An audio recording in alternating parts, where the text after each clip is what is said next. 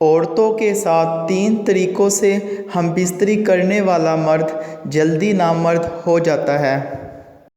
السلام علیکم ناظرین، ہم بستری کرنا ہر مرد اور عورت کی ضرورت ہوتی ہے، لیکن ہم بستری کرنے کے کچھ خاص اصول اور طریقے ہوتے ہیں، جس کے برعکس اگر کوئی مرد یا عورت ہم بستری کرتے ہیں اور ان اصولوں کی پاسداری نہیں کرتے تو پھر یہ سکون کا عمل تکلیف اور مصیبت بن جاتا ہے۔ مرد اور عورت کے اندر زخم بن جاتے ہیں اور جنسی لحاظ سے کمزور اور برے ہو جاتے ہیں۔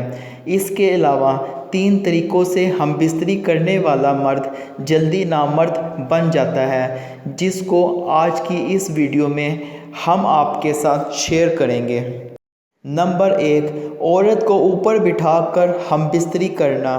عورت کو اپنے اوپر بٹھا کر ہم بستری کرنے سے انسان جلدی نامرد ہو جاتا ہے، کیونکہ عورت کو اوپر بٹھا کر ہم بستری کرنے سے عورت کا وزن مرد کے اوپر ہوتا ہے اور عورت اوپر نیچے حرکت کرتی ہے، جو مرد کو بہت زیادہ زور دیتی ہے۔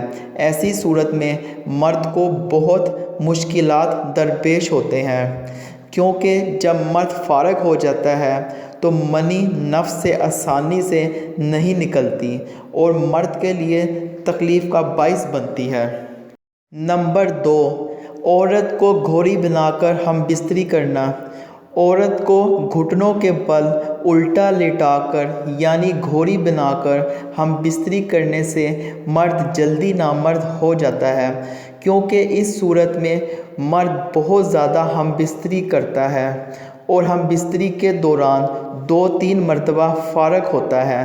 زیادہ فارغ ہونے سے مرد کمزور ہو جاتا ہے، اس کی کمر اور پیروں میں درد ہونے لگتا ہے اور یہی کمزوری اس کو جلدی بڑھاپے اور نامردی کی طرف لے جاتی ہے۔